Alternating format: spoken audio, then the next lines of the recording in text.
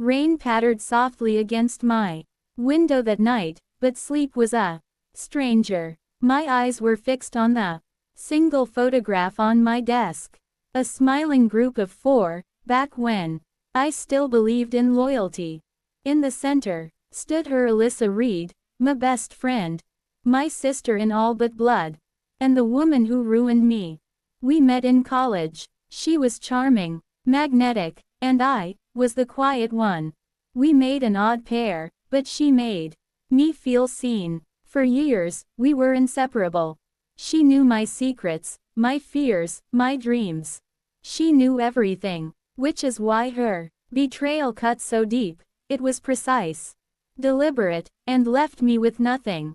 It started small. Rumors whispered in the office. My project stolen and presented as hers. My promotion gone. Then my boyfriend Ethan slipping away, his eyes suddenly lighting up when Alyssa entered the room. By the time I realized she had orchestrated it all, I was jobless, heartbroken, and branded a liar. She took my career, my reputation, my love, and left me to rot.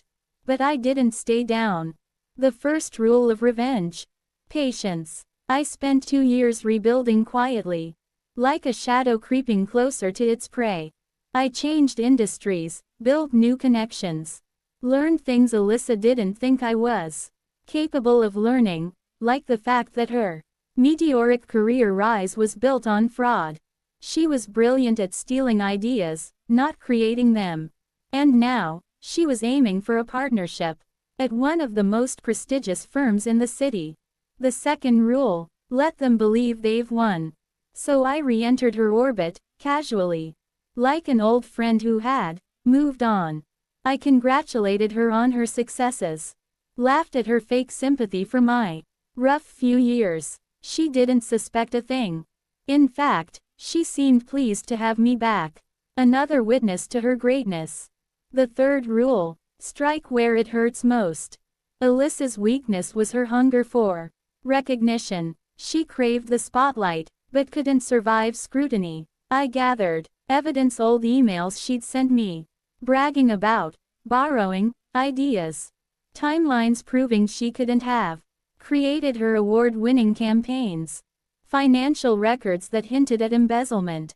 My contacts in her firm, they gave me the final puzzle pieces. Then, the night before the partnership vote, I made my move. An anonymous package landed on the managing partner's desk, meticulously organized, impossible to dismiss.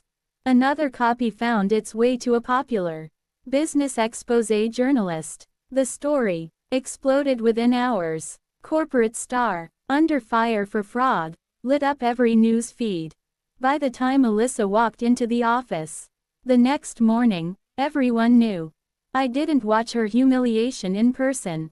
I didn't need to. The phone calls I ignored. You six, the desperate texts: we need to talk. Please. You don't understand. We're enough.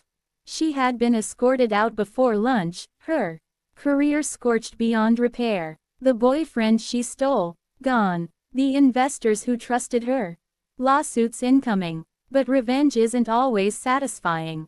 You'd think I'd feel elated, watching her fall from grace. And for a while, I did. I smiled more, slept better, felt lighter. But one rainy evening, as I passed the same coffee shop where we used to plan our futures together, I caught a glimpse of her sitting alone. No makeup, no designer clothes, just Alyssa, the girl who once called me her sister. She looked up. Our eyes met. For a second, I saw the old us before. Ambition turned her heart to stone. And I realized something. I hadn't just destroyed Alyssa. I had destroyed the last piece of my past that was still alive. Still, I didn't look back. Some betrayals demand consequences, and some people only learn when the walls they built come crashing down. I kept walking, because the fourth and final rule of revenge: once you've taken everything back, never give them the chance to hurt you again.